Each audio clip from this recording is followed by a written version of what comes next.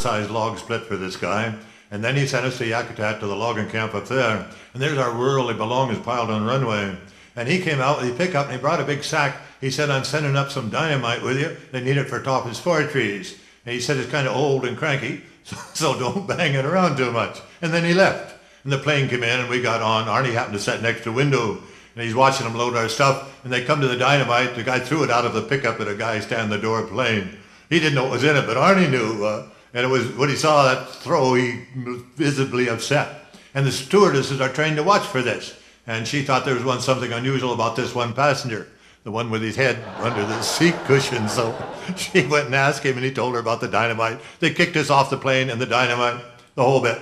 So I called the boss, and I told him we couldn't, haul dynamite on that plane. So he said, well, I'll send you up with a bush pilot. So he called this guy in from somewhere, I don't know where.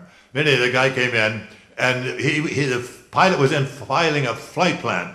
And me and Arnie were loading the plane, and Arnie came to the dynamite. Coop, he said, do you suppose we should tell him about this dynamite? He said, it's pretty heavy. And I said, Arnie, that'll just be opening another can of worms. Let's just, if it's working, if it ain't busted, don't fix it. We'll just keep our mouth shut. So we took off, and the plane, we could have flown right up to Yakutat up the coast, about 200 miles, I guess, 250. But the pilot said first place, he called these rocks in the cloud. Isn't that something? Mountain peaks, yeah. But at any rate, then the sky did clear up, the weather cleared up. And he said, why don't you, if you'd like, we could go up the glacier here and into the Yukon, and we'll fly north in the Yukon. He said, on a day like this, it should be really pretty back there. So we said, fine and dandy. So we're flying up that glacier, which led us back into the Yukon, just like a big, broad highway, going back. And little lakes, these are water places. I don't know why the rest of it's frozen and they aren't, but that's how it was. And these things, about 4 times as big as a football field, and filled kind of a blue-colored water there. And also on that same glacier, we saw a herd of Rocky Mountain goat. Not supposed to be any wildlife on a glacier, but they're there all right. And then we flew on through and into the Yukon Territory of Canada. And it was in here that day as we were flying north, we saw the highest mountain in Canada. It's Mount Logan, and it's almost 20,000 feet high. And it's got a little cloud hat on it over there. You see that? And that piece of Canada, the top of that mountain, is the last place in Canada to say goodnight to the sun each day. As the sun sets in the western Pacific, the shadow climbs that mountain to the very top near 20,000 feet. And we flew on north now, a couple 100 miles, and it was everything the pilot said. It was a beautiful, they say it's one of the largest undeveloped areas in the world. My goodness, it's really remote. Then he came to where he was opposite Yakutat, but it was on the other side of the mountains. So he had to get back over the mountains and to get to Yakutat. So he starts flying up a valley here. But the trouble is, the darn mountains are, even to me, it worried me. I was watching out the window, and it occurred to me that the floor of the valley was going up faster than the airplane was going up. And that on a continuing basis, this could develop into a very negative situation.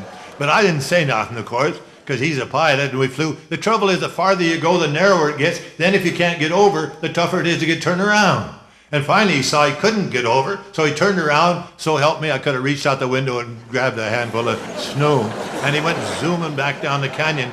And he'd done this about 3 times, and then I told him, I said, this trip really isn't this necessary, and we can go back to Juneau, because Arnie and I left the water running in the bathtub. And that's when he gave me the bad news. He said, we haven't got enough gas to go back anywhere. But he said, that's no problem. That's what he said. It's okay, no problem. Everything with this guy was no problem. And so we tried it, and we tried, but about the next time, we were definitely too low, and I hollered without even thinking. I just said that we're too low. And he said something that I still worry about. Yes, he said, but not by much. Well, folks, honestly, much is not a legitimate measurement in this particular application. I mean, they dig your bodies out of the mountain if they ever find you, and they said, well, they're they're dead, but not by much, big deal. So in here too, someplace that see, he had all these gauges, and really they're just for show. I mean, they mean nothing. One of them gives you the humidity and bang clock or some worthless piece and the rest of them didn't work. I would have one thing on the dash if I made airplanes that fly in the mountains, it would be a blinking sign that said simply, plane must be at least as high as mountain. It's just that simple, folks. Just that simple. But you know something? He made it over all right, just like he said, no problem. Except he got a phone call called Yakutat, and the airport was fogged in, so he couldn't land. We're on the ocean side now. But they told him, you know what he said? No problem. He said there's an airport, an airstrip up here on the other side of the bay. He said where we can land in an old building where I can get some gas. And there was. And the airstrip, it wasn't really. They just land on the hard-packed sand. And he gassed up and took off. And we got an old boat and a cranky motor and took off, put our stuff in. We took off for Yakutat. Now, it's just 25 miles straight across Yakutat Bay, but it was open water, and we got that old undependable engine. So we decided to hug the coast, hug the beach, and rather than take a shortcut. And looking back, I still think that's, you would call that, say that it was a mature decision, right? Or you could say that we chickened out, but I mean, they're pretty close, these two. Fine line between the two. And we got to opposite to the glacier. We wanted to see a little ice fall down, so we thought we'd take a stick of dynamite. But Arnie's an old powder monkey, and they can't do nothing. They can't blow their nose with one stick of dynamite. So what he did, he took, half a dozen, and when it went off, now anything you see here is at least 3 hours later. For the next 3 hours, we were all more interested in survival than we were in photography. That whole face of that thing, a piece of it a mile long and 400 feet high, fell in like a wall and created a great tidal wave. And it caught us up in what they call a glacial swirl. And we just went with the ice pack. And several times, twice that day, we went by right against the face of it. We're pushing on the face of that son of a gun. And pieces of ice, well, that's as big as a 40-story building there. And absolutely no control over where we went or how fast. We're packed solidly into that glacial swirl. And it's flat on the sides like an oval, like a racetrack. And we'd see up ahead where it fell, like where we'd been 20 seconds later, you know, or maybe behind us where we'd been 20 seconds before. But not a darn thing. Some of them come up from the ground, looking down. And we have totally different philosophies on how to get out of this mess. Old Arnie's cussing up a storm, and I'm praying for all I'm worth, you know. I think we canceled each other out is what happened. Anyhow, well, I learned to pray on the homestead, but where I really learned to pray was the foxholes during World War II. A lot of men learned to pray in a foxhole. But I've been backsliding lately. You hear about the minister that went to the house for supper. He asked their little boy, he said, "You say your prayers every night?" And the little kid said, "Yes, sir." And he said, "Do you say your prayers every morning?" The little boy said, "No." And the minister said, "Why don't you say them in the morning?" And the little kid thought a minute. He says, "Because I'm not scared in the morning." Well, I was scared, and I don't care who knows that I was scared.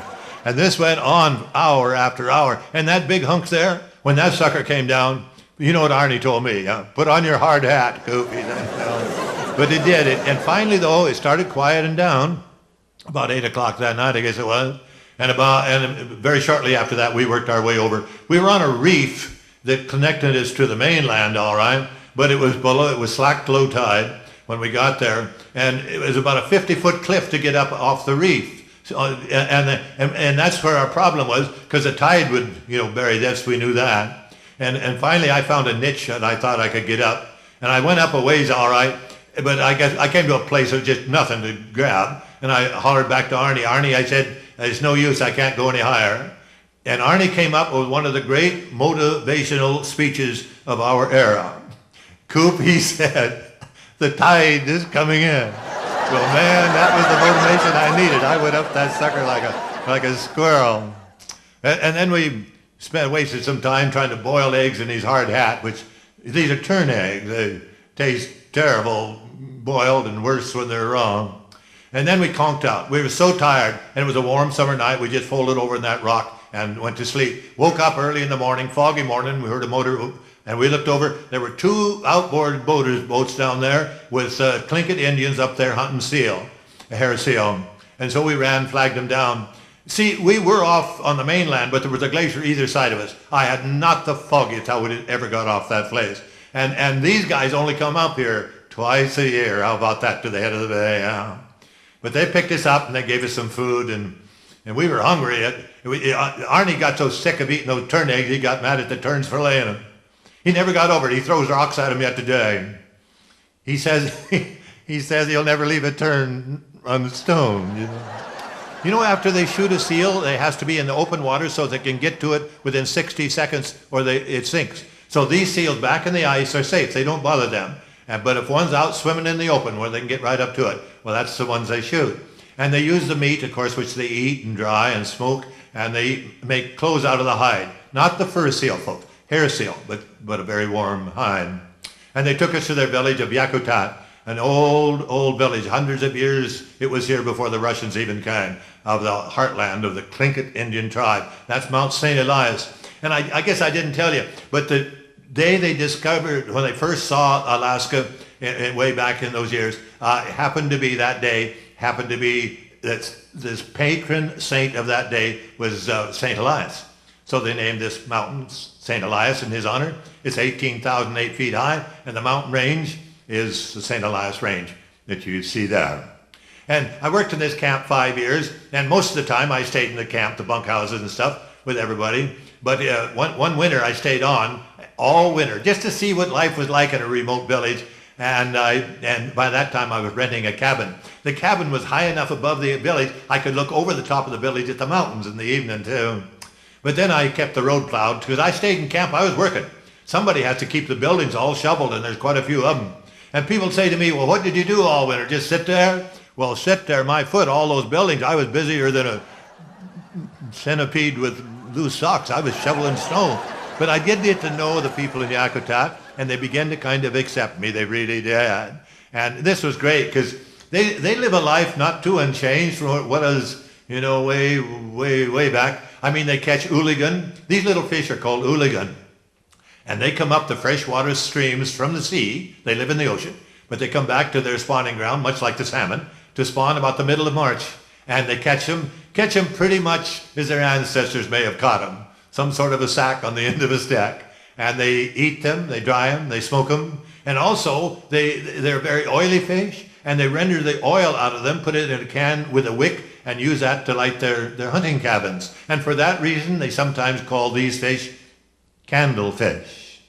But one of the most interesting things, I didn't ever think I'd get to see this, was a Tlingit Indian making a dugout canoe.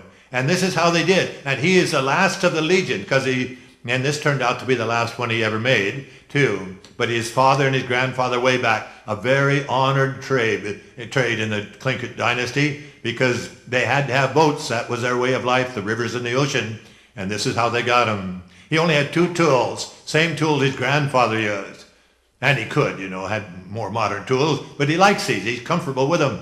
And he had a primitive adze, you see there, and a primitive knife, obviously worth nothing, but that's what he's using. That's all he had. But look how symmetrical it is. How evenly the sides bend. Believe me, he didn't have a blueprint. He didn't have a piece of paper. He didn't even have a ruler. He didn't have nothing but a picture in his head and an incredible ability to transmit it to the cedar log, red cedar, incidentally. Well, they have bottom boats now, of course, but they still fish pretty much on the edge of the sea. This is called gill netting. They use a gill net, anchor one end on the shore. The other end is anchored about 100 yards out in the surf, so that the lay of the net stands at right angles to the lay of the beach. And then the salmon swim up. The salmon, remember we're talking, come back to their own stream to spawn. So they hug the coast, and they swim by many rivers. They sample it, wrong water. They hug the coast to better sample the rivers and the water. And as they hug the coast, swimming north, they swim into the net and get caught. Biggest food item the Indians of this area have are salmon, and by far and away the biggest cash income they have is from selling the salmon to the fish buyers and to the canneries. I had a delightful experience here. I got to know the children of Yakutat because I was a friend of the school teacher. And through this medium, this little girl is half Tlingit and half Caucasian. But many are just pure Tlingit. The Tlingits were very proud and very remote. And this little boy, they're good-natured kids, aren't they? I mean, you wouldn't know, but just from the smile. This little girl has a smile that will just melt a banana. Isn't it funny, little girl? I don't care if you found her on Mars. They know how to charm the socks off you just with that little smile. And this little girl's half Tlingit and half Aleut. The Aleuts have an oriental touch, don't they? Yeah, they're a sweet bunch of cats. And it's thanks to this lady that I got to meet them and mingle some, because this was a school teacher at Yakutat. She lived in Bremerton, Washington, and she taught school in that area, and she liked it very much. But she wanted a smaller school where you kind of got to know your children. And so Yakutat, she applied here, the most remote school she could find in Alaska. And I think it might have been then too. There was no radio, there was no telephone, there was obviously no television. You got the mail twice a week, weather permitting. But she taught school there, and this is the forest that I was working in, and of course is the type of timber that brought me there. But this tree, a tree will die, folks, even without man's interference, of course. But in nature's plan, this tree still has one purpose left. As it begins to decay, it forms a perfect fertilizer bed for other little trees. And seeds fall onto the rotting tree.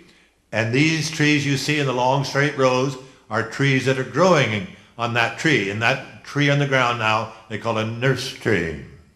This was the best sized tree we had at Yakutat. Bigger than this, it was often rot. It was kind of old age. You watch the next one, watch the bottom here.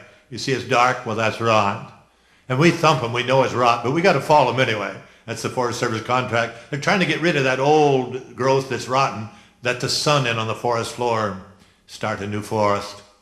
The day the wind blew, I ran out to get a picture of a tree falling towards me. I misjudged the height. I didn't run far enough. It didn't hit me, but I was so buried in the brush that it took Arnie 40 minutes to dig me out. Coop, he hollered down through the brush. He said, "You got your hard hat on." That was quite a storm. It blew down 1 million feet of timber. We salvaged it, though. Would you believe? Anything that could. Some was obviously beyond redemption. And we haul them in. It was a little farther to the bay, so we load them on trucks. And we don't make log rafts here. Any logs that came from Yakutat had to go through open water, whether they went north to Whittier up by Anchorage or south to Juneau. It was a couple hundred and some miles on open water. And a storm will break up a log raft, and then the logs get loose, and they get soaked, what we call waterlogged, and become what we call a deadhead, and are terribly dangerous because they don't stick up enough that they pick them up with their navigational aids, and they're a great hazard in the sea. So we load them on barges now. We don't make a log rafts in the open sea.